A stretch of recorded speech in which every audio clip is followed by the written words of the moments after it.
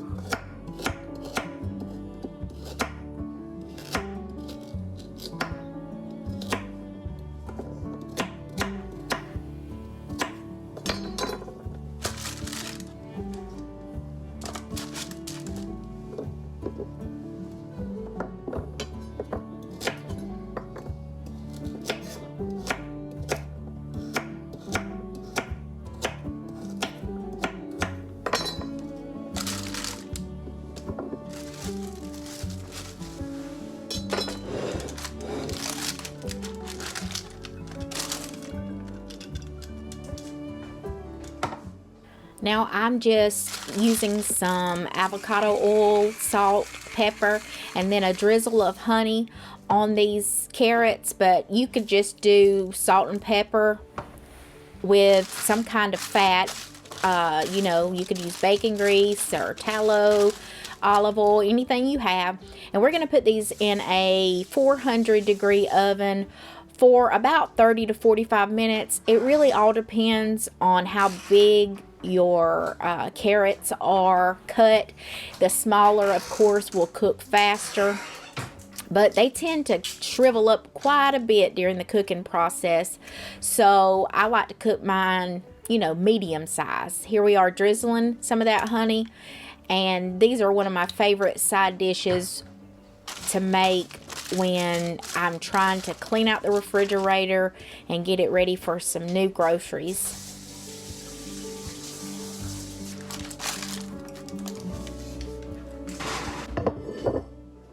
So So on to cleaning out the refrigerator. I have some chicken that I pulled off the bone that we had a couple nights before. I think these were just the split chicken breast. I got them on sale, I think, for $1.49 from Kroger. We're just gonna roughly chop these up. Now these make great leftover chicken and dumplings, some soups, but today we're gonna make a chicken casserole. And when I was a kid, I loved this sour cream chicken casserole. So that's what we're gonna make today to go along with dinner.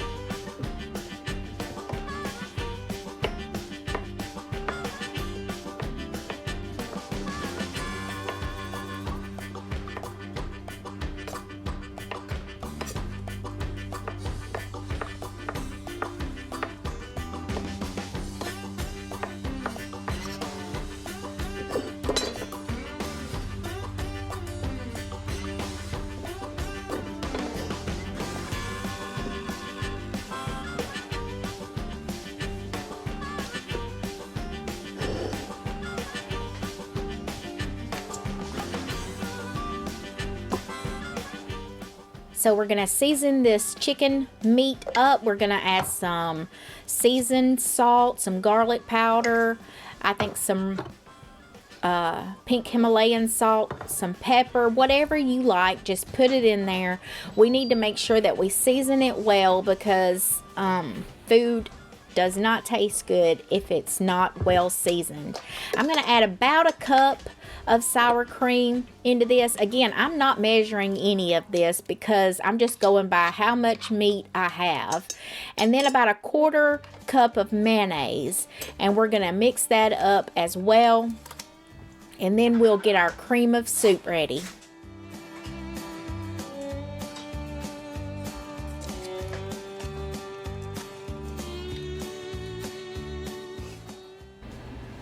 So a couple of videos back, I showed you how to make this cream of chicken soup mix instead of using the canned. And you use, I think it's a third of the cup of the powder with some water and like a tablespoon or two of butter.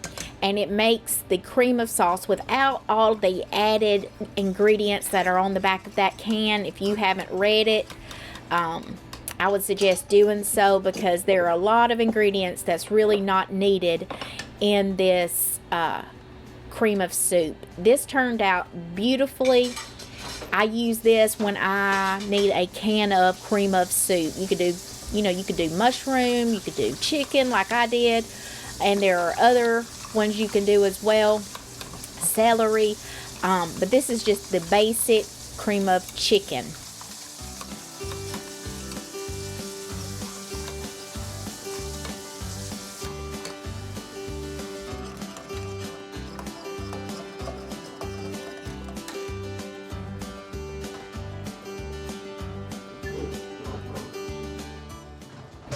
So I'm also adding a can of water chestnuts. This is totally optional, but I love the crunch that it adds to this casserole.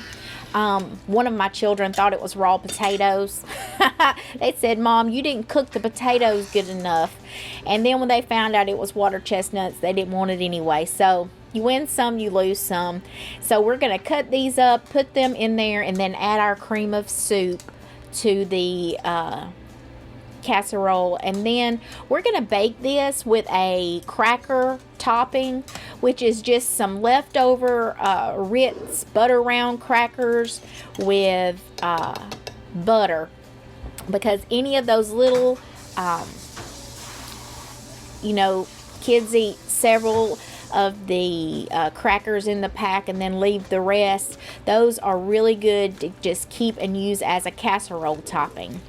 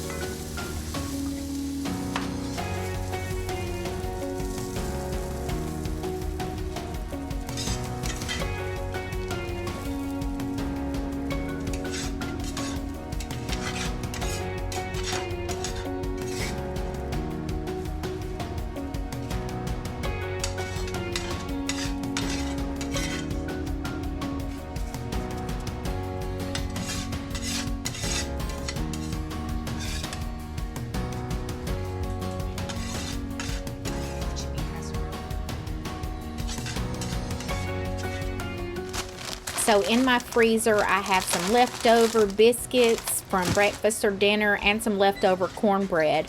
So I'm going to use this to make a dressing, and I'm going to make some extra cornbread here because one of my children really loves dressing and they will eat it for breakfast, dinner. They just love it. So I'm going to make a big pan that way for lunches or whatever. They can have that if they want it. So I always freeze any leftover bread products that I have. If I don't turn them into, you know, like croutons or seasoned breadcrumbs, then I use it for dressing or you know, a casserole of some type, but mainly dressing. I'm going to go ahead and just make a basic cornmeal, cornbread, which is eggs and cornmeal with some type of fat and some buttermilk, and we'll get that cooking before we mix up the rest for our dressing.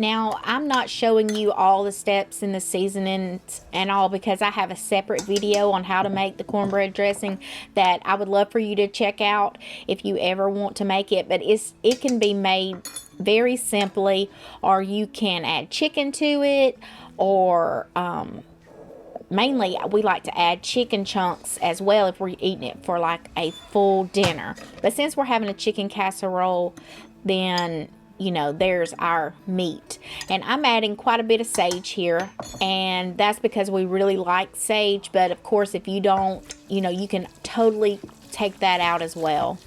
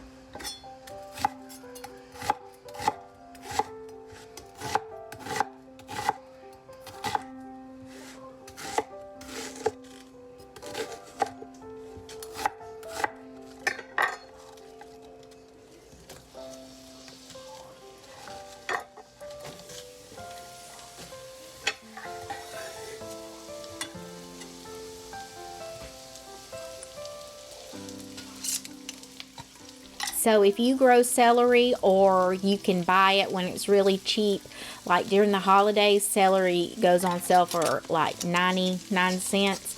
That's the time you will need to buy it, cut it up and dehydrate it. And then you can have celery for, I mean, it lasts for several years if it's in a airtight container. But here is some celery that we had dehydrated, and you wouldn't believe how many stalks of celery that probably is in that pan, because it shrinks so much. But you can, you know, make celery salt, make celery powder, I mean, you name it.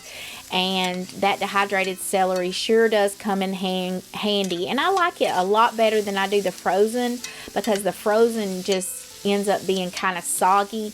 But I'm going to blend this up anyway, so it really doesn't matter. It's just what I had on hand.